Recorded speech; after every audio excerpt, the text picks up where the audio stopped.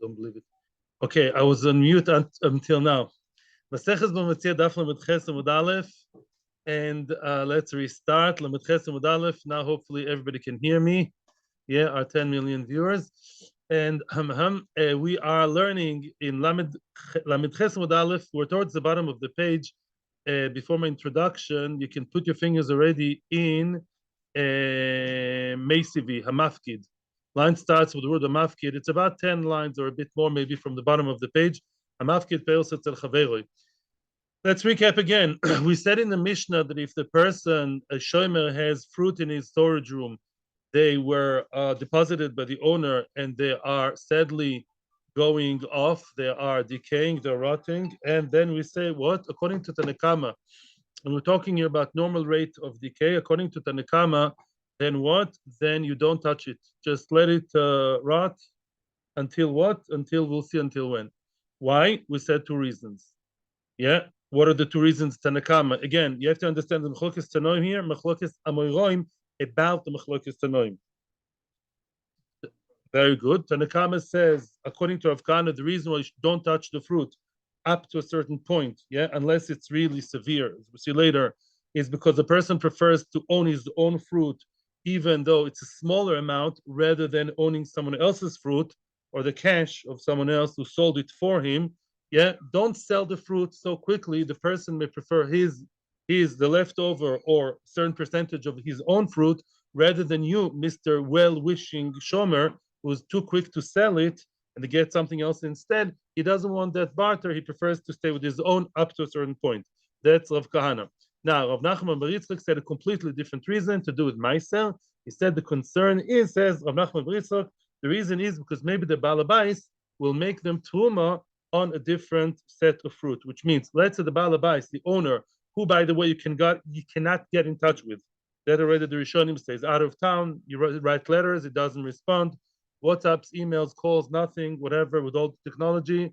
He went to the Solomon Islands, whatever, no Wi-Fi, yeah, and therefore, what do you do? There's a concern, says Rav Nachman bar Yitzchak, explaining Tanakama, there's a concern that maybe he will take Meiser using the fruit that is in your possession, that is, who are you? The shomer, that's in the shomer's reshus, the shomer's domain, and he'll say, those 10 fruit in the house of my shomer, they will be the truma on what? On my rest of the fruit that's in my house where I'm right now in Solomon Islands. Yeah, he brought fruit to Eretz Yisrael. So then what's the chashash? The chashash is that if you sell them on, they will not belong to him anymore, and the ma'aser will be invalid. Then we went back and forth, and then Rabba Bar Chana made a very important point. And actually, what we're going to ask now is going to be about Rabba Bar Chana. We're about to attack Rabba Bar Chana on behalf of Rabbi Yochanan. What did he say? He said that Mechlokes is only if it goes by the normal rate. What do you mean by the normal rate? If the fruit did not yet hit the 4.5 kabin, it's normal for every core to have 4.5 kabin that decay a year. If that happens per year, then it's normal and it's fine. And then what? And then there's a Mechlokes, yeah? What do you do if it did not yet hit the 4.5? According to most Rishonim, we're talking about that it's getting close to becoming 4.5 kabin per core. By the way, Mechavrusa said the percentage is not 0.4, it's like 2%. That's what his cheshbon. But again, most probably it's very low. It's very low. Mechavrusa is much smarter than me. Yeah. And he said, no, he said that 4.5 kabin out of 180 kabin is more, whatever. The kids are, if the percentage did not yet hit 4.5, yeah, in less than a year, then we say there is a Mechlokes. Why is a Mechlokes? It's becoming too rotting too quickly. Mechlokes hu Tanakama, which we just explained with Rav Kahana and Rav Nachman bar Yitzchak. But remember, there's another opinion by the Tanoim. What's the other opinion? That was Rabbi Shimon ben Gamliel. Rabbi Shimon ben Gamliel says, do sell it. Rabbi Shimon ben Gamliel says, sell, and he's a Tana. So the reasons of Rav Kahana and Rav Nachman bar Yitzchak don't apply to the Tana, Rabbi Shimon ben Gamliel. He says, do sell it. I don't believe that people are so possessive of their own thing. They just want money. If you ask the story about the Meiser, I'm not concerned he's going to take Meiser. He's not concerned about these concerns. And you have to take care of your friend's fruit and sell them in order to salvage whatever stays. That says, back to Rabba Bar Chana, that says Rabba Bar Chana, Rabbi Yochanan is only Mechlokes if it did not hit the beyond the 4.5. If you have 4.5 kabim that are rotting and it's before the end of the year, everyone would say that's alarming. That's too quick. That's too fast. It's too much. It's happening too quickly in an abnormal way. And in that happy note or unhappy note that it hit 4.5 and it's not even a year, because the normal rate is every year you have 4.5 kabim that just got rot or something happens like normal wear and tear kind of, yeah. But if it's not, 1 second, Rabbi, if it's not yet the next Rosh Hashanah, next 365 days from when you originally got it, it already did hit rock bottom, not rock bottom. You hit already below the point of 4.5. Oh, everyone would agree that then you sell it. Even Rab Shimon ben Gamliel would agree you sell it, and we discussed the different stories there. What about Meiser? That was discussed last week. Now we're going to challenge Rabbi Bar Chana. Yes. Okay. Yeah. The Rabbi here, also Mashgiach Kashrus, always very practical, makes a very good point, and that is in Daf Mem Amud Aleph, we're going to see the different fruit and grades of different rates. When I say 4.5, is because I told you before, I talk about wheat. Wheat and rice is 4.5, depends also if it's peeled, not peeled, enechanami. We're talking about wheat, good Jewish boys, we eat wheat. Okay, that's enechanami, but other fruit would be different, 100%. Meisivi, hamafkid. Let's go. Now we're starting today's shir. Hamafkid peiros etzel chaveiroi. A person was mafkid fruit by his friend. Again, it may mean grains. Vehirkivu, and they began to rot. Now another story. Yain vehichmitz. There was wine that went sour. The wine soured. Or shemen vehivish. There was oil and the oil went bad. I never saw oil going bad, but apparently yes. Hivish means like it started smelling bad. The oil went bad. Dvash vehidbish. The honey became honeyed. It was honeyed. Says Rashi, sometimes the Torah and Chazal use kilu like saginahor, dvash vehidbish. The honey became bad. The honey started stinking. The honey went bad, soured. Okay, in English, it's all the same. Dvash vehidbish. The honey bekitzer. All these mashkim, all these liquids, they got bad. They smelled bad. Says Rabbi Meir, don't touch. Rabbi Meir seems to be like the opinion of Tanakama, right? Don't touch them for whichever reason. Could be Rav Kahana, could be Nachman Ritzchak, but Lamaisa, don't touch. Yeah, just let them stay rotten the way they are. The Chachamim say, Oiselem takona umochin bebeis din. Oiselem takona, as we're going to explain later on, what's the takona? You should salvage them, salvage what there is, and sell them under the hashgacha of Beis Din. Make sure that Beis Din are involved in the sale and do sell them to someone else, which means, and I already want to make a point which Rashi makes, once the wine is already sour, how bad can it go? That's a question Mark's going to ask later. The whole idea of selling in our Mishnah was that the fruit are slowly and surely decaying, one tomato, another tomato, and then another tomato, on and on and on. But over here, once they hit rock bottom, why are you selling them? Leave that question for later, okay? Now, but you do sell them, sell the bad, whatever, the bad produce, and with the money, you buy him, or he's going to get the money of whatever was salvaged. Ukshu moichon, when you sell them, when the shomer sells them in order to save what there is, moichon la'acherim, he sells them to other people. He should not sell it to himself. A person very easily, much easier to sell it to yourself. A person may be an honest person and sell what? And say, yeah, I want those fruit. I gauge it even with hashgacha of Beis Din that those fruit are worth $10,000. I'm going to pay $10,000, put them in an envelope, and take the fruit to myself. Don't do that. Why don't you do that? Because Yachne Yentesh, Prince Abela, and all the neighbors would think that you are lying over here. There's a chashash mari sign. What's a chashash? Says Rashi, they would think, the neighbors would think that you're selling yourself and you're underpricing. They would say you are doing your own shtick, your own business over here, and you are paying too little, even though you're not, and you be really nice and honest.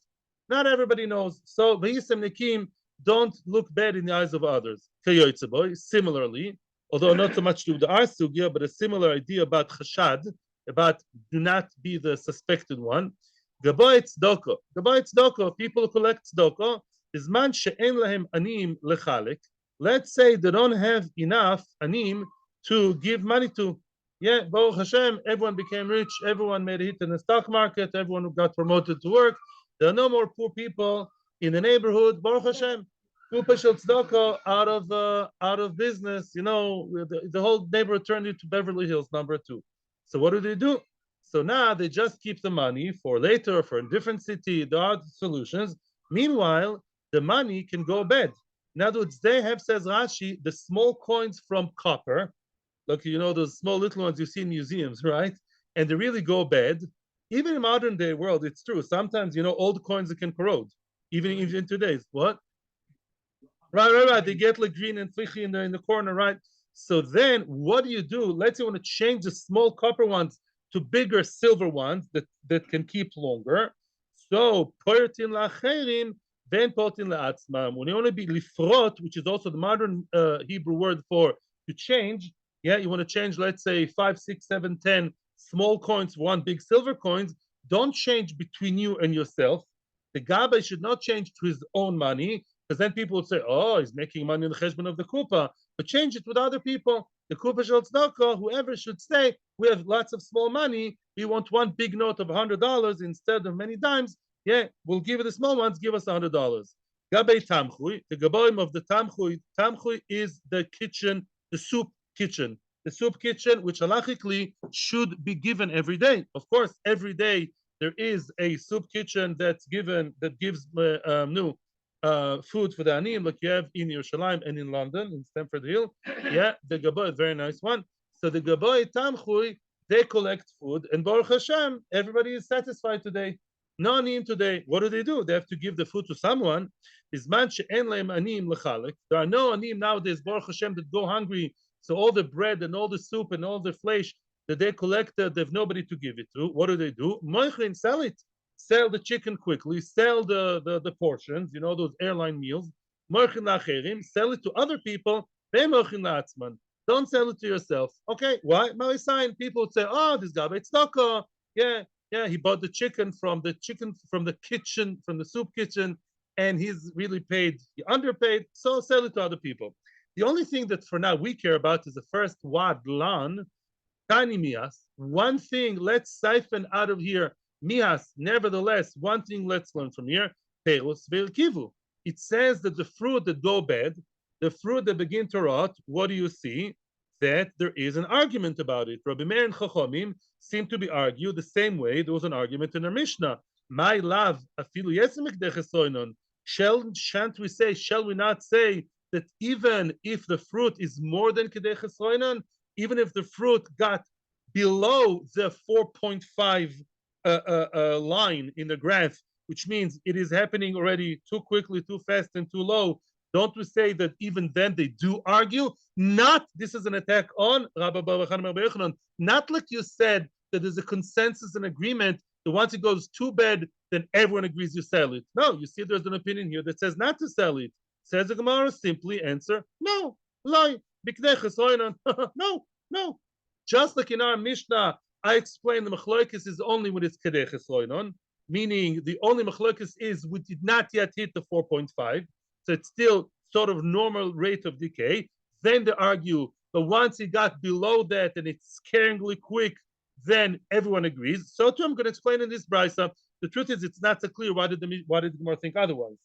Now comes the main question. I think the question now was only like the jumping board to the next question. The next question is quoting the second part of the brisa about all the liquids that go bad and sour. Reg the Gemara, now I'm going to hit you hard. And yet, yain vehichmitz, wine that went sour, shemen vehivish, oil that went bad, dvash vehidbish, the honey that soured, the yesel mikdechesonaninu. Those things definitely, they hit rock bottom. That oil, that jug of honey, there's nothing, it stinks, excuse the language, and that's it. It hit rock bottom. So obviously it's more than kedeches oinon. You can say, the honey goes bad a little bit, 4%, 2%, 0.40% a year. That's normal, or half a year, whatever. This is really rock bottom. And yet you see there's still an argument. You still see there's an argument, so you must be wrong, Rabbi Baba Chana. That was the real question. That's a Gemara really want. Now that's a heck of an attack. You see the thing is definitely below normal. The whole thing, excuse me, is out of order. And yet we're still arguing, yes, no, maybe so. Right? So that's not like you were saying. You said when things go crazy, then everybody agrees you sell it. Answers the Gemara, shiny honey. No, on the contrary. Those are different. Kevan the kam. Those are different precisely because once they hit rock bottom, there's no reason to sell them. That's pshat. The reason why you still have an opinion here that says not to sell, you know why? Well, Meir said that because it says, what are you gaining by that? Which means there are three situations. When listen to now it's a midterm summary. When you have things that go bad or sour, the more or less normal rate, maybe less than a year, but still didn't yet hit the 4.5 right? Yes. When you have what? When you have something that is below 4.5 already, everyone agrees what? Everyone agrees sell quick. Why? There's still what to save. The mice are becoming quicker and quicker, and as you said, fatter and fatter. Something is really bad here. It's happening. The rate is higher than expected. Everyone agrees, says Rabbi Bachan, and I am right. You sell it quick to save what's left, what's called in English to salvage. Masha'en can, when it hit rock bottom, yeah, when it hit rock bottom, again there's the machloitis. When it's already the whole thing, like in an oil or wine or thing, the whole thing is like zero. That's it. There's nothing to save or salvage anymore. Then again, there's a machloitis. You may ask why, but do not compare it to the case of the one that's rotting quickly and there is what to salvage. Here there is nothing to salvage, and therefore one opinion says, leave it there. What are you gaining by selling it? Now, of course, it's a very big question of the one who says yes to sell it. That's going to be, now we're going to ask two questions. Mandoma, who says yes to sell it, like Tanakama, your question, people, should be now, what are you selling it for? Give him the bad wine. That's it. You sold what for? That's going to be a question soon. And one more question before that, who are you selling it to? Who's going to buy it? You're selling bad wine? You're selling bad oil, bad dvash? Who to? You lying to someone? Who is the unlucky customer?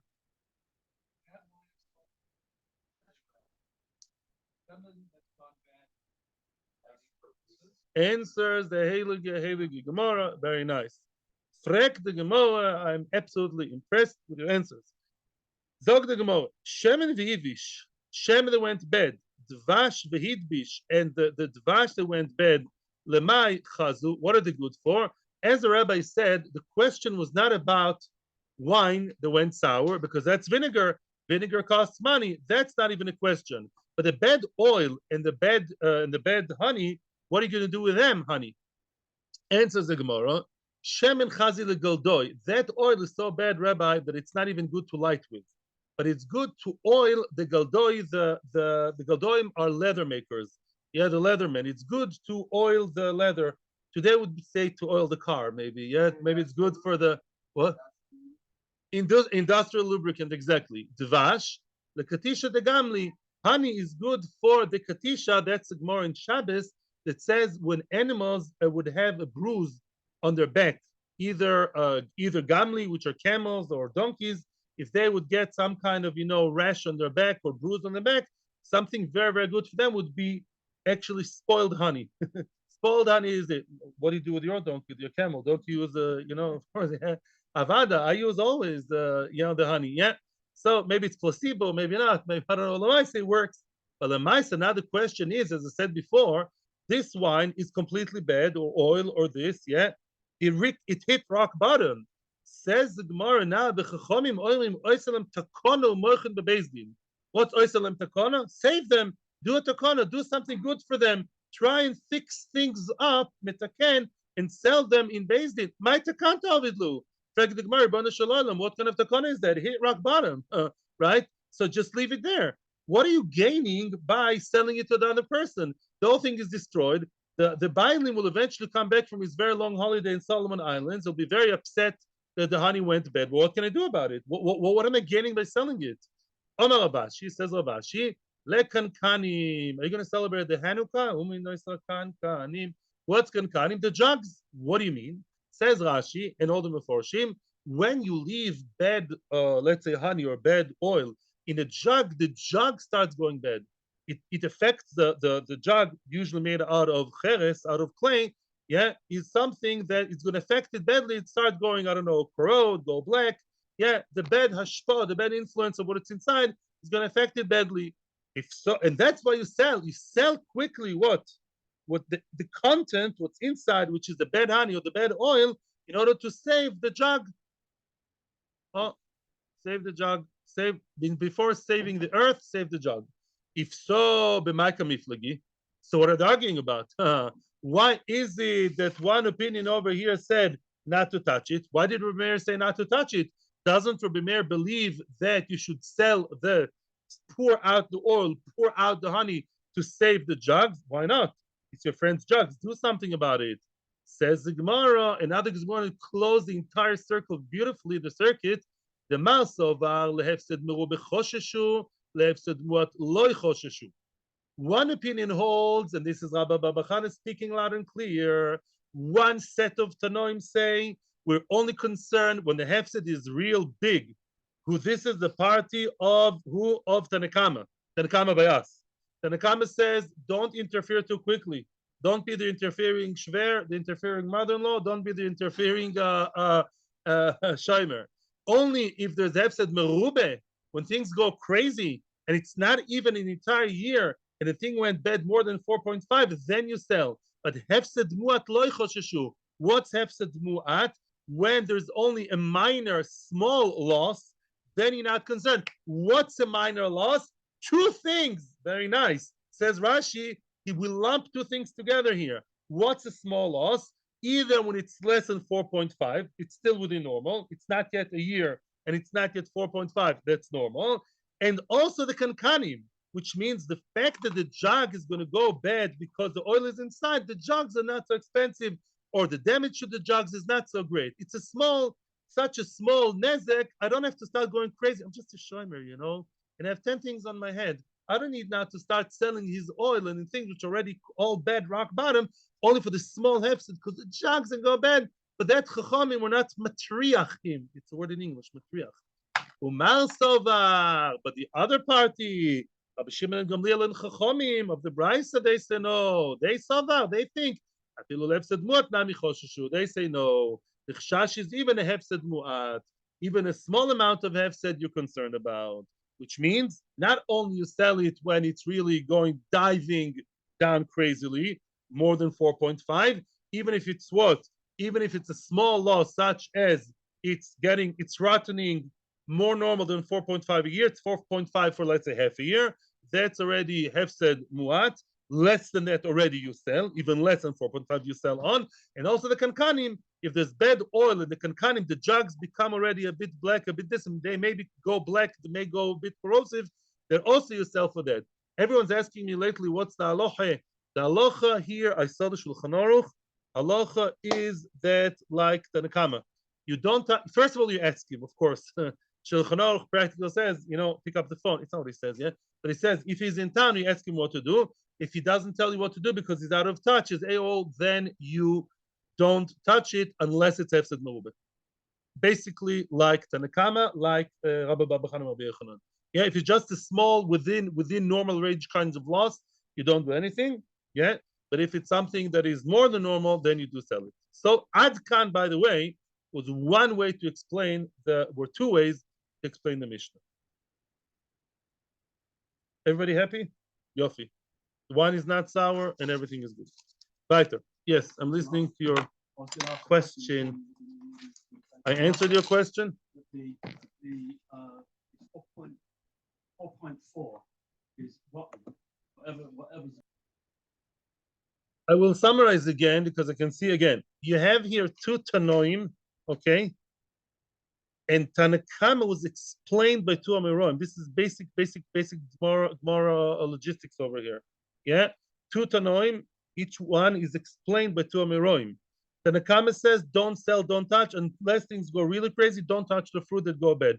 Who explains Tanakama? Either of Kana that says people like their own ego invested in the fruit, so don't touch my fruit unless it's really bad. Don't swap them something else. Nachman said because of reason of Meiser. Okay, that's the explanation of Tanakama. And his friend, by the way, is Rabbi Meir. Later on we saw.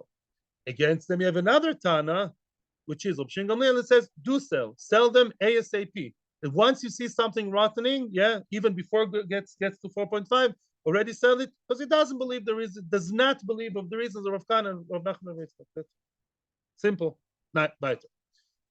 Now we're going to see the whole thing in a new light. It's actually not confusing. No. First we see the halacha. No, first the halacha, and then we're going to see the other thing. First the halacha. Rashba goimer. Yeah. Yimker me bezdin mipnei shukemeshiv aveda lebailin. Rabbi Gamliel says, do sell them, of course, under the auspices, the authority of Bezdin. They know how much it's worth, or they can get the experts to know how much it is. Don't just do it with yourself. And then do sell them as soon as you see anything going bad. Sell them. Why? Meshiv aveda. You have your responsibility, not even as a shomer. Don't tell me shomer all the time. Every Yid, every Jew that sees that his friend's apartment, there's a leakage in your friend's apartment, yeah? And he went to Chutz La'aretz, try and do your best somehow to stop the leakage, right? To see thieves going to your friend's house. Your friend went to London or New York, because half the neighborhood does all the time. So what do? You quickly make sure they don't come in, or you call the police, you stop them, something. So says Rashbak, do the same over here. Says the Gemara, Itma, Rabbi Abba, Rabbi Yaakov, Omar, Rabbi Yochanan. Remember the names. This is not quoting Rabbi Yochanan. Says, Halacha, Rabbi Shimon Gamliel. Halacha is Rabbi Shimon Gamliel, that you should really sell it in Beis Din. Yeah, it's not what I saw in Shulchan Aruch, but that's what we saw. That's what we see over here. Halacha Rabbi Shimon Gamliel. Rove Omar Rav Nachman. Halacha kedivrei Chachamim. Rove, quoting Rav Nachman, says halacha is like Chachamim. Oh, maybe that's what Shulchan Aruch took it from. Chachamim saying what? That you do not sell, don't touch, don't be the over interfering, gregarious person. Fact the Gemara about Rabbi Yochanan. The Omar Rabbi Yochanan Chadazimna. Why did Rabbi Yochanan have to tell me, here, halacha is Shim Gamliel? It's redundant. Rabbi Yochanan already said it. What's Chadazimna? One time. He already said it one time. He said it once. The Omar Rabbi Bar Chana, Omar Rabbi Yochanan, same people by the way as before. Again quoting Rabbi Yochanan. And he says a rule. He says a general rule. Whenever Rabbi Shimon Gamliel is mentioned in the Mishnah, says something in the Mishnah, often arguing with others, halacha is always like Rabbi Shimon Gamliel. He's a joker. He's the winning card always, except for three cases. Don't test me on this one.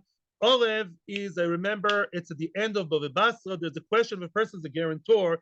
Do you go first to the guarantor or do you go to the assets of the loive? Mechlokes over there. I don't remember who says what. Tzidan is the case of a get. There was a get in the city of Tzidan in Lebanon, and there's some question there about maybe, I don't remember. There's Mechlokes over there. The Rayachon is in Sanhedrin in the third parak about let's say, the Beis Din said case closed, and then a person brings another proof, another evidence afterwards. Do you accept it? Don't you accept it? Bekitzer, lo mashane. These three cases are the exception to the rule. But Rabbi Yochanan said that halacha is like Rabbi Shimon Gamliel always. So why does he have to say it again here? Here he says, oh, now halacha Rabbi Shimon Gamliel. What do you mean? You're a true blue Rashbag supporter throughout Shas. What did you say now? You're repeating yourself, or you're actually confusing us, right? You're saying now halacha is lakim. Halacha is always lakim. No, says the Gemara, an easy answer. Amoroi ninu v'liba Rabbi Yochanan. Full stop. Really, there's a machlokes amoraim how to explain Rabbi Yochanan about what did Rabbi Yochanan say. One opinion, if you notice, is Rabbi Abba Rabbi Yaakov quoting Rabbi Yochanan. He says only here halacha is rashbag, not always. The other one was Rabbi Bar Chana quoting Rabbi Yochanan. And he believes Rabbi Yochanan is a true blue Rashbag supporter. He doesn't wear the shirt, maybe, but he always believes Halacha and Rashbag, not only here. So it's not redundant. It's just simply two Amoraim. One Amora quoting Rabbi Yochanan to believe Rashbag over here. The other one says no. Rabbi Yochanan believes Rashbag all the way through Shas. Nekuda. That was, but Lamaisa, as far as I understood from Shulchan Aruch, Halacha is a Tanakama anyways. Says the Gemara. Oh, now, before we go on, let me give you a small intro. We all know that there is a concept of a Shavas Aveda. A Shavas Aveda, as we learned in the second parak, doesn't only mean return, the nice little red ball that you find in the street. A Shavas Aveda also means to avoid and prevent, to begin with, your friend's property from getting lost, especially when he's not aware of it. Now comes the question, what happens when somebody is an adult, and it's important to know. I'm giving introduction to save you lots of agony later. There's an adult, he knows what he's doing, but misken, he was captured. Lo leinu chas v'shalom, he's the, he's the IDF and the Hamas, chas v'shalom, machshemam, they caught him. What? And there's not exactly, not in the regular prison, there is no communication with him. He was captured, he was captivated, whatever you want to call it, yeah? There's no communication with him. Now his field is left abandoned. And if his field is going to be left like that, there's going to be some loss.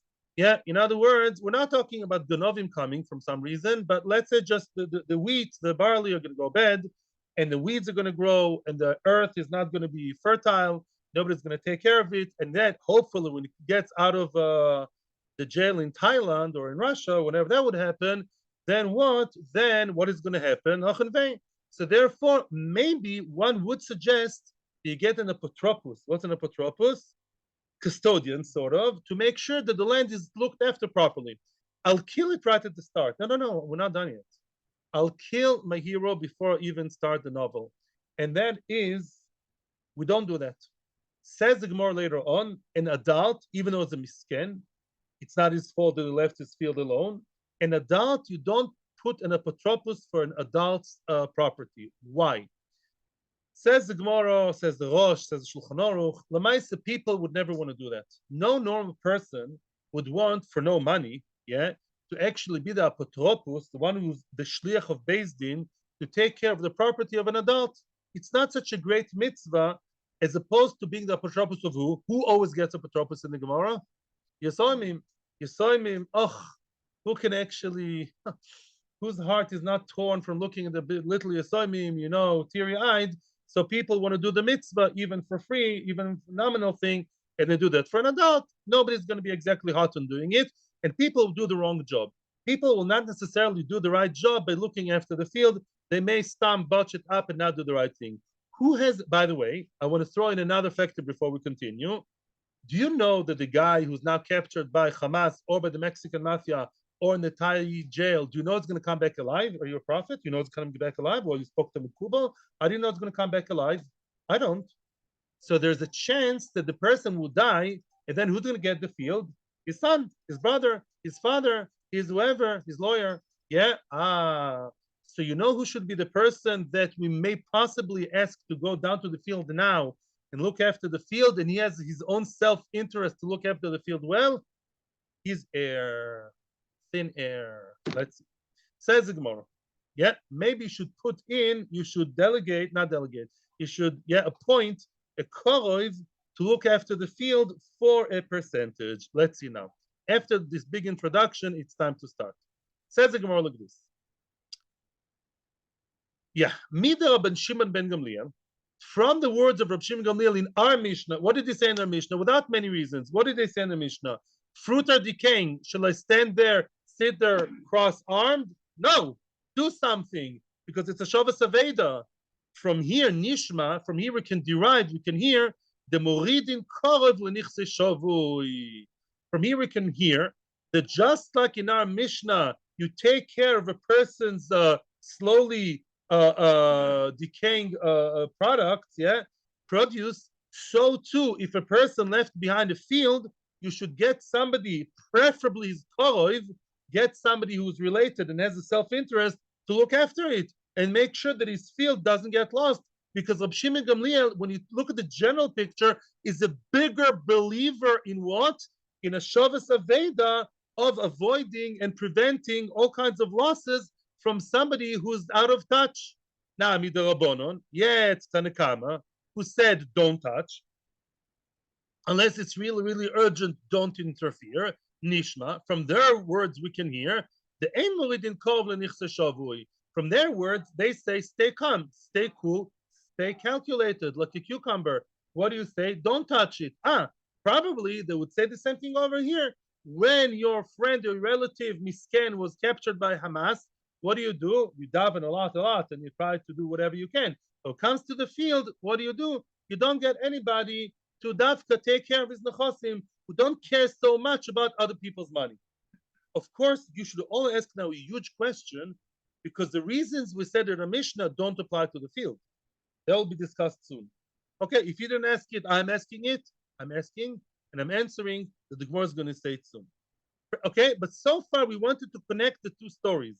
Just like where the machlokes over here about yes or no to salvage the fruit and sell them and do something quick to get them out of the radar of the mice, so too you do or you don't do the same regarding the field before the field starts going bad, so to speak. Get somebody quickly to go there to work the land to till the earth. Yes or no? That's same machlokes. How do you know? Umimai. What do you take it from? How do you know it? How do you know to connect between the machlokes regarding the fruit to the machlokes regarding the piece of land? It's not the same thing. You tell me, please, anybody. I'm drinking my tea now. Why should Lefit Tanakama it shouldn't be the same? What are the reasons Tanakama said to not touch the fruit, which would not apply in the field? Shabbos still sleeping? What?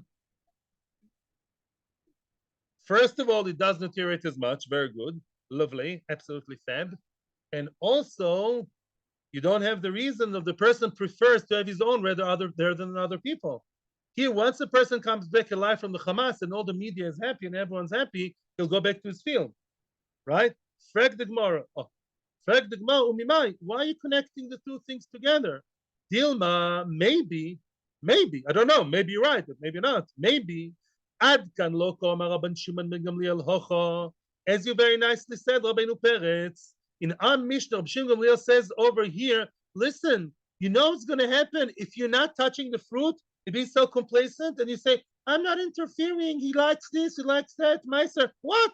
El Mishum de Kakalia Karna. You know what's going to happen if you're going to stay complacent till the end? The whole thing will go bad. The whole thing, Kalia Karna, the Keren, the basic amount, will go bad. The mice will eat and eat and eat. You know what's going to happen after the mice will eat the entire ton? You know how much is going to be left? Zero. 100 minus 100 is zero. I think even I know that. Of course, says Rabbi Shimon Gamliel, do interfere ASAP. Aval Hossam, but over there, over there, the field is going to go bad. There'll be a lot of weeds, a lot of snakes, maybe, a lot of thorns. So what? Once he comes back from the dead, then what? You'll be okay. He lost a few years, maybe. Well, maybe it'll be a loss because he'll have to invest more in, rejuvenating the land. But it's not so bad. So maybe then Rashbag would agree, don't interfere. Because the land itself, right, is not running anywhere, right? So maybe it's not the same. And now on the other side, now let's flip it to Chachamim side, to Tanakama side. The Adkan lo kam Rabbanon hocha. And the same way I can say Rabbanon only spoke hocha over here. What's over here? With the fruit. You know when Chachamim spoke about fruit and said, stay calm, stay cool, don't do anything unless. Ela Iker of Kahana. What did Rav Kahana say? I prefer my fruit over you, Mr. Smarty Pants, who sold my beloved strawberries, which I feel emotionally connected to, and you got some other disgusting papaya. I don't want that. But here it's shtiyot. The svar doesn't apply here, right? Why? Because Lamaisa over here, what do we say? It's the same piece of land. Nobody's selling it. It's just a temporary, some kind of temporary procedure until you come back. Ika of Nachman bar Yitzchak. Rav Nachman bar Yitzchak's svar for sure doesn't apply over here. What did Rav Nachman bar Yitzchak say? Meiser. There's no Meiser on land. So Ela Aval Hossam over here by the land. Achinami de Moiridin. Over there, no. Over there, maybe we should say that you do. Maybe their Chachamim say, since the reasons of Kana and Rav Nachman bar Yitzchak don't apply, maybe you should say that even Chachamim agree, get your act together, NOW now, and get to the field before it's going to be full of snakes and full of thorns and full of damage. Yeah. So both ways, we can easily disengage the machlokes regarding fruit and the machlokes regarding what? Regarding the field. I just want to point out, it's not for sure, by the way, that the machlokes are disengaged. Those of you who are discerning would realize the Gemara keeps using words like maybe and Dilma, because maybe really the reasons of Tanakam and Rashbag is not because we are offering a third opinion here, everybody. Maybe it's not Rav Kana, maybe it's from Nachman bar Yitzchak. Maybe Chachamim and Rashbag had a very general machlokes, very balabatish, not superficial, I shouldn't say, very general. How far should I go to do a Shabbos Aveda? Which means, let me just get it straight. Everyone agrees that if the thieves are coming to my friend's house, of course, it doesn't cost much to pick up the phone to the police, scare them off. We say even build some makeshift dam to stop the water. But do I have to spend, let's say, to avoid leakage from my friend's apartment, and he's in Chutz La'aretz and he does not respond. There's no Wi-Fi in the Philippines village, wherever he is now. So do I have to spend 5,000 shekels to stop the leakage, or the thieves started? No, not necessarily. That's already a question. You have to start selling. You know how long it takes to sell and buy stuff? A lot.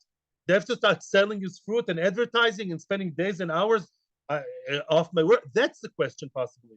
So maybe it's nothing to do with Rav Kahana or Nachman Yitzchak, just a general question. How far and wide do I have to go in order to save my friend's field and my friend's fruit? And then it is the same reason. Yeah. Or maybe it's not the same reason, and maybe they only argue regarding the fruit and they don't argue regarding the land. That's a question we have. Shall we or shall we not extend the machlokes regarding the fruit to the same story, to a similar story that happens regarding the land? And we explain the back and forth.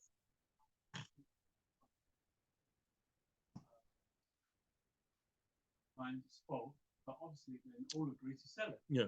All agree to sell it. Right. So, Yeah. Nachon. If it hit rock bottom, then they do. Now, right, the land is not like 4.5. The land is like less than 4.5. Very, very nice, but nice. I like Alan's good comment. The land, which is being compared to the machlokas regarding the fruit, is that the damage is not so great to the land. The land is worth millions.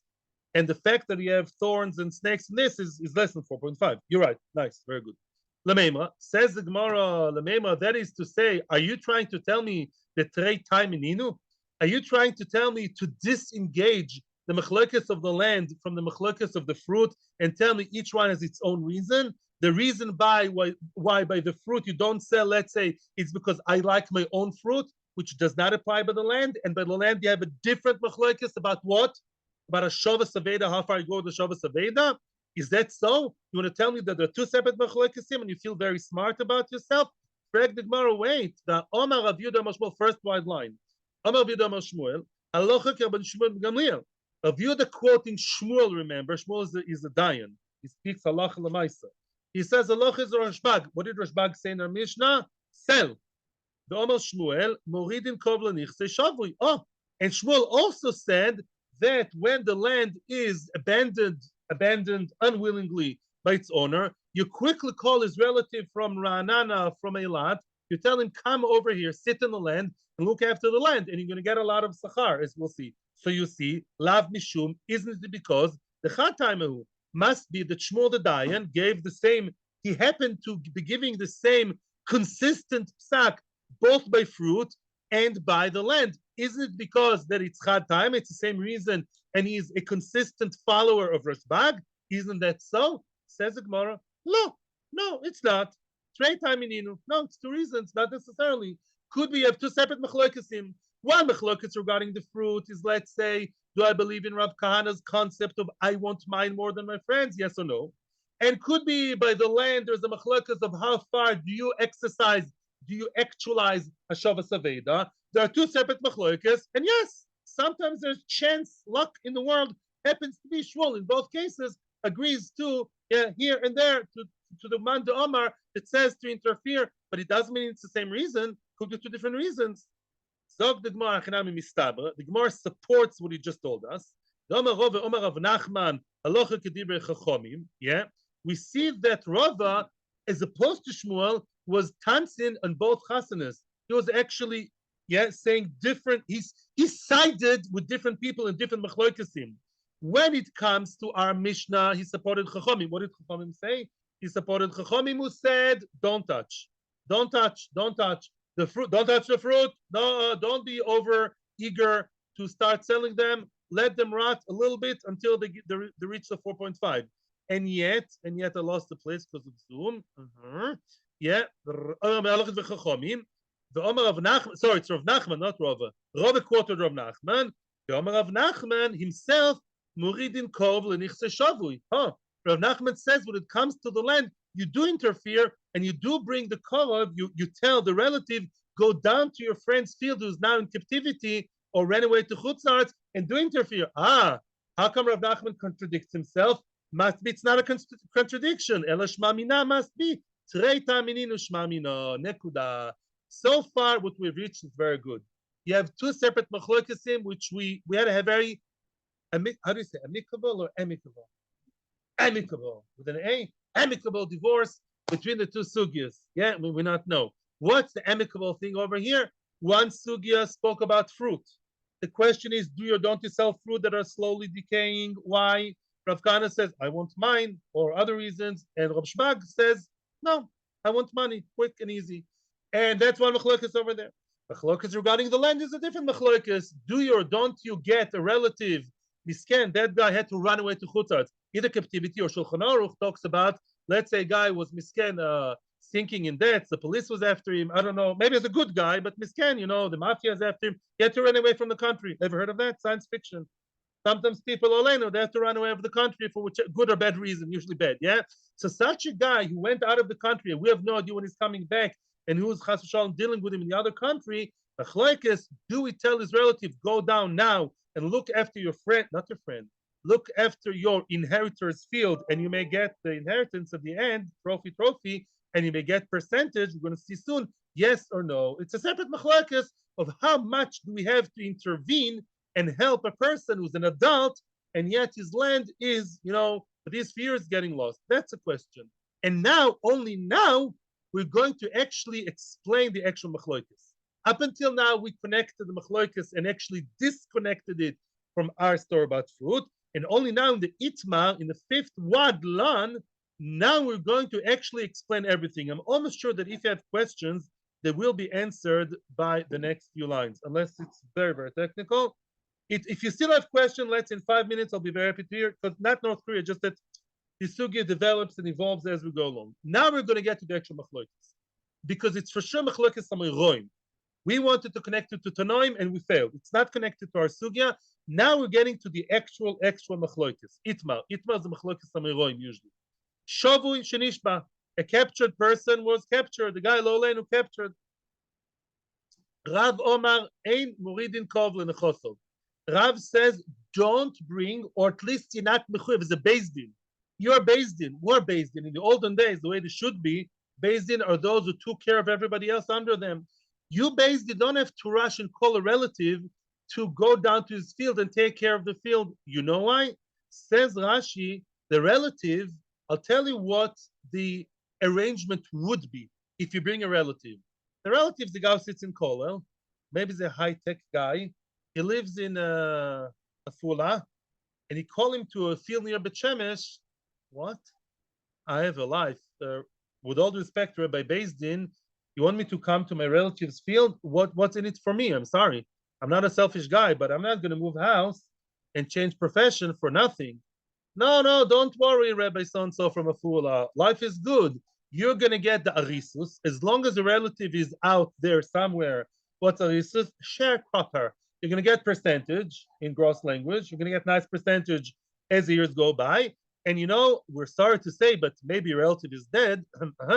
And then, since you are the first one to inherit, you're going to get it straight away without bureaucracy. You're going to be there already. You're going to be holding it already. What a trophy for you. What happens if he comes back alive too quickly? And a chinami, then you'll have to sort out the percentage, right? And then you give the field back to him. That's the would-be arrangement, which works according to another opinion to Shmuel. Rav says, don't do that. Why? Says Rav as follows. Rashi says, and this is something you have to know, which I didn't know. It's something in agriculture, which I didn't know. Sometimes people want to work the field and plant and reap too quickly. So it's very good for the short run because they get a lot of produce, but it's bad for the land. If you don't let the land rest, and also you don't fertilize it well, the land is going to get destroyed. So somebody who's short-sighted and only thinks of now, because he's scared his friend is going to come back from Thailand or from Hamas or from Mexico too early, and he says, oh, let's chaparain. He's going to quickly, he's going to reap and this and so and reap quickly, and he's going to get a lot of percentage because that's what he cares about, but the land will be destroyed. That's a concern. So therefore, says Rav, I wouldn't like another person to interfere, and other people have their own interests. Let's put it in general. I prefer the land lays, how do you say, barren for now? Foul. Oh, okay, fallow. Okay, I heard the word before. Thank you, my fellow Jews.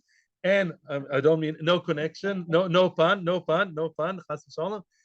And what? And now, don't let anybody go there. Let it slay like that. Follow, and it's better. Shmuel Omar, Moridin Kov Lenechosov. Shmuel says, yes, you do. Ze aloche. Shmuel says, you trust the korov to what? To treat it well. Fair enough. He cares. And also, he knows he may also, what? The guy may die, as we're going to see soon. So if the guy's going to die, it will be my field one day. I want to maintain it very well. Now the Gemara is going to minimize and qualify the mechloikis. Now, very important. If they heard that he died, now we're not talking here, says Tosis and all the Meforshim, that we know he died. There are no two kosher Adim who said, we are the two kosher Adim, very frum, very reliable adults who know we saw the Hamas guy killing him, Khalila. That's not the case. But let's say there's a strong rumor that he died. Rumors have their room in halacha, no pun intended again. There was a strong rumor he died, but we don't know. Oh, but the guy who's in the field, Mr. Korev Mishpocha, the relative who just went down from Afula, that relative is like 50%. Did he die? Didn't he die? Very good. Even Rav would agree that you bring down the relative. Why?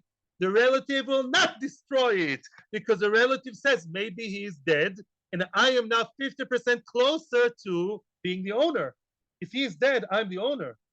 And therefore, I'm not going to ruin it and work too quickly, too much, and basically use it up. I'll behave with it carefully. It's like you get a rented car, or, oh, that's a good one. Rented apartment. Do you know, this happened in England. I spoke to a guy in England. He rented his house to a family. They're a bit needy, and they destroyed his house completely. Even in England, even there. Koshik in other places. But let's say you rent a place and you think 50% will be yours for life. You'll treat it nicer, right? Because you know it will be yours.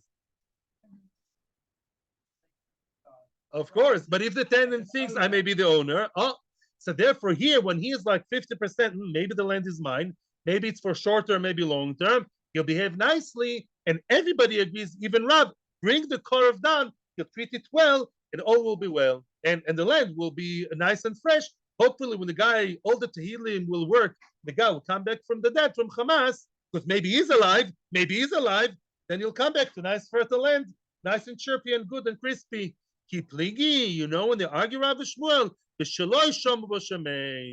we did not hear that he died. Yeah, in other words, we know he's in captivity. There are no positive rumors that he's dead. Of course, there's always maybe. Don't be smart. Maybe a guy will die in half a second. But Lemaisa, yeah, there's no real rumors that he's dead. He's in captivity. Good chances he will come back too soon for the relative. That's a machloikis. Rav Omar ein moridin dilma mafsidlu, as already explained to you before. Rav says, don't bring down the relative. Yeah, you think that it's good to have working hands and somebody involved over there? Yes and no, says Rav. At the end of the day, when he thinks that his relative is going to come soon, his main interest is to get the arisas, the percentage of the current fruit, and therefore he'll work too much too quickly and destroy the land. So you're not really gaining anything, says Rav. Shmuel Omar Moridin. Shmuel says, no, do bring down the relative. Came in the Omar Mar Shaminanu Oris. Since at the end of the day, he does get his percentage like an Oris, Loi Mafsid Lehu. That's a Chiddush. Although right now he views himself as an Oris, according to Shmuel, exactly the opposite from what I said. We do trust him not to destroy the land because he does treat it as what? As an Oris, and Oris wants to have a good land, and Oris can be 5, 10, 15 years. So even an Oris is not such a short term. He's not so short-sighted. And Oris also thinks, hey, let the land rest a little bit because next year I'll make more money. I have some investment here too. He's not going to destroy it. Basically, comes the Gemara with a question from a Brisa. It says in Brisa as follows: Ablezer Oimer, and this is a quote from Parshas Mishpatim. Ablezer says, it says a terrible punishment for somebody who, how should I say in English, abuses Yosam and Almana, a person who mistreats, right? A widow or Yosam that are helpless, he's going to be punished terribly. What's the punishment? It says in the Torah, you misbehave towards the Yosam and Almanas, you know what's going to happen? Those who do it, if they're men, if you belong to the male gender, you're going to die, Khalila, and then your wife will be a widow and your children will be orphans. Correct the Gemara, the Torah is not a website. Why is the Torah repeating something so obvious? Since it says in the Torah, I'll be angry with you. I will kill you. The Torah gets very direct over here. Yodeani, so I know that if the guy's dead, automatically I know that what happens. Shenishosem almonos, we should all, happen a lot recently. The wife is an almona, the child is a yosem, but I know that already. What's the chiddush of the Torah? It's an automatic outcome. Ella matalu lomer v'neshechem almonos v'nechem yisomim. Why does the Torah repeat that? What's the red herring over here? Melamed, to tell me, to teach me, you'll be in such a situation where your wife will want to marry and Beis Din will not allow her. Why? Because you will not be certified dead. You'll be dead, but people will not know. She'll be in a guna. That's worse. She'll remain an almana and won't be able to remarry. That's what the Torah says. You'll be dead really in the Hamas's dungeon or in the jungle in Thailand, but the family would not know for many, many years. And the wife, which is really your ex-wife, will think she's not. She'll be in a matzav of doubt and nobody will be able to remarry her. What about the children? What do they want from the dead father? Money, excuse me. The children would want to go to the nechosim, to the assets of their maybe dead father. And Beis Din said, no, we don't know that your father is dead. We don't know that he's dead, so you can't go down to his field. That's not good. Now, that's a question of both Rav and Shmuel. Why? We just said the Rav and Shmuel say that if a person is maybe dead, yes, we have a Shmuel, we have a rumor that maybe he died. Everyone agrees, Rav and Shmuel, that in that situation, the children do go down to the field and start working the field. They take percentage, right? And eventually they'll be Irish, maybe. So why saying such a bad klala? It's a terrible klala, maybe. But it's not true that the son of a maybe dead doesn't go down to the field. He does, according to Rav Shmuel. And you have a Moroim. This is a brisa. Brisa against the Moroim. We have to continue that a second. No, we're talking here about they won't be able to go down, says the pasuk, with this very sad, cruel klala. They won't be able to go down and sell the field. Why? You can only be there in a maybe situation. Can you sell a rented apartment? No. Even that, if people try to do even that type of way. But the Maisa, you'll only be there as one way through the door, one way out the door. In other words, you'll be able to be there and get percentage. You won't be able to be the real owner and sell it. Oh, that is to say that you're really not holding there. And that's the klolo. Hava uvda benardo. There was a story in Nardo of a person in the city of Nardo in Babel. You know what happened to him? He went to captivity. Uposhto Rav Sheshes mehomas nisin, and Rav Sheshes says yes, his children can actually not go down. Let his children not go down to the karka. Let them not be involved. Why? Because that's what the pasuk says. The pasuk says the man will die, and his children are not allowed to go down to the land at all. So he did not let them touch the land. Why? Didn't we just say otherwise? Maybe the pasuk means to say not that they're not allowed to touch the land. They're not allowed to go there and sell it, but to go down and be there and get percentage. Yes. Why don't you allow them at least to do that, Rav? Why don't you allow to do that, Rav Sheshes? Omerle says Rav Sheshes, maybe you're from Pumbedisa, the island Pila Bekufa de Machta. That's a famous one. You people of Pumbedisa, you like to kvetch your learning. You like to put an elephant through the needle's hole, the hole of the needle, the eye of the needle. That's the way I knew that. The eye of the needle. In other words, you are kvetchers. You know, like people like to kvetch pshatim. You're kvetchers. You're like in a certain yeshivas that I know. They kvetch the pshat. Yeah. Why is it such a kvetch? We compare the women to the children. Punto, end of shir. The reason why I don't accept your maybe thing is like that. We compare the almana to the yosem in the pasuk. We compare the widow to the orphan. You tell me, can a widow of a maybe dead guy make a maybe wedding and maybe have relations with a new husband? No. Don't even begin shidduchim unless she knows that he's very, very dead, right? Just like the woman, it's a for sure no, nothing starting. So too by the children, they shouldn't get near the field, bichlal, until we know that the father is dead. That's not the halacha. That's how he is learning it, and that's how he passed him. Rav Shmuel believed otherwise. Rabbi Shmuel did like to put the elephant through the eye, into the eye of the needle, and said no. The pasuk means said, but the children is they're allowed to go in and play around, work the land, get percentage. And if the father dies, they'll get the whole thing. And tomorrow, we finished here. We stopped in a very good spot. Remember, we're at the end of Lamed Ches Amud Beis. In the words, Moridin Kol Nitzah Shavui. May we only hear the Surah Tovis, and may Hashem help all the Yisrael and Amos of Israel.